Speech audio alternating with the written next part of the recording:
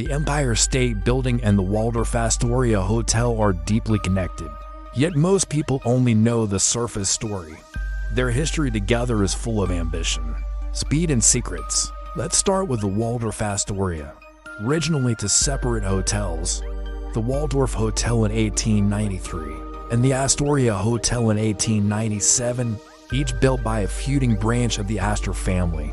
They were then combined into the Waldorf Astoria in 1897. At the time, it was the largest and most luxurious hotel in the world, boasting 1,300 rooms across 14 stories. It was known for introducing innovations like room service and private bathrooms in hotels. And boy, did the wealthy love it! From grand balls to political meetings to even the founding of the Boy Scouts of America in 1910. The Waldorf Astoria was the place to be seen. But by the 1920s, the location on 34th Street and 5th Avenue was considered outdated for elite hotels. Midtown had become the new luxury zone, and the once grand Waldorf Astoria was left behind. So in 1928, the Astors sold the property to developers John J. Raskob and William F. Trayectoria for a record-breaking $16 to $20 million. The grand old hotel was demolished in 1929, right as the Roaring Twenties were collapsing into the Great Depression. Its demolition shocked New Yorkers who saw the 12-story limestone palace as a symbol of American luxury and progress. The fact that it was barely 30 years old and still admired as a palace of luxury made the demolition all the more shocking. On the same block, a new 60-story skyscraper would rise in its place, taking luxury to new heights. Enter the Empire State Building. The site was chosen because it was big enough for a building that would outshine both the Chrysler Building and 40 Wall Street in the race to the sky. Architects Shreve, Lamb, and Harmon designed a 1,150-foot or 381-meter-tall Art Deco masterpiece. This was later extended to 1,454 feet or 443 meters with its spire. But how long did it take to build?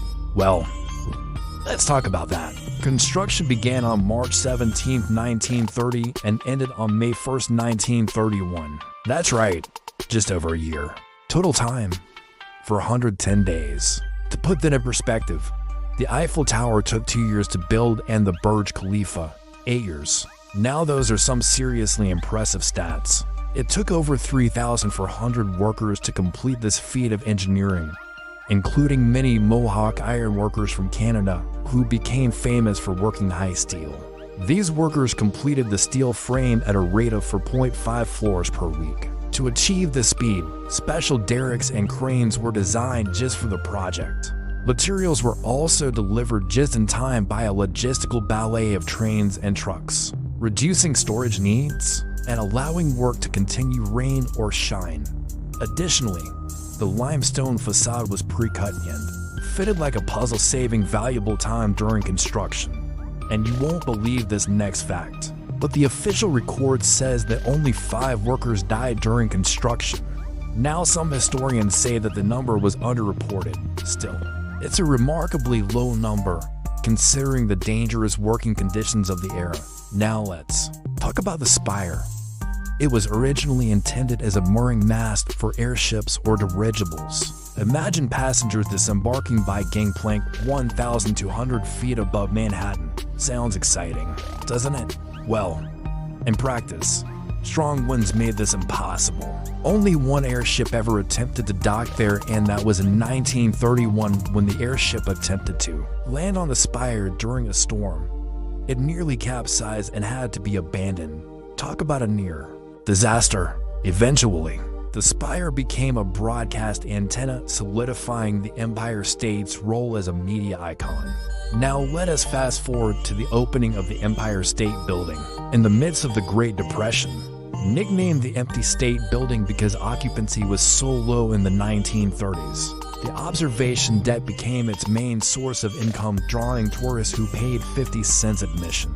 Over time, it became the most profitable real estate project of its era. Now here's a fun fact.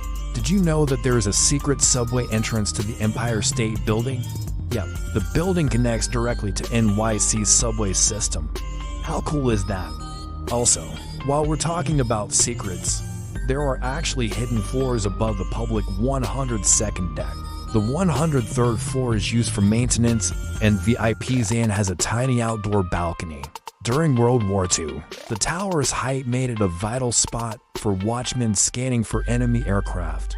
On May 1945, a B-25 bomber crashed into the 79th floor and fake fog, killing 14.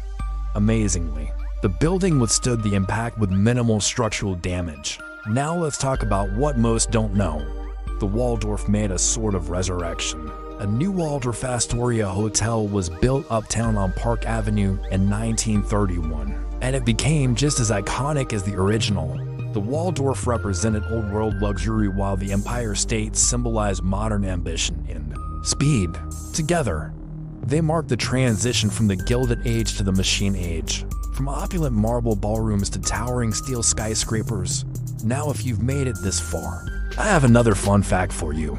Did you know that Walter Chrysler, the man behind the Chrysler Building, and the Empire State developers were in a direct battle? Chrysler secretly added his spire in 1929, making his building the tallest in the world. He did this just before the Empire State developers were set to break ground. Can you imagine his surprise when they topped his building by nearly 100 feet within 2 years? Talk about a plot twist. Thanks for watching. Don't forget to like and subscribe to see more. I'll see you in the next video.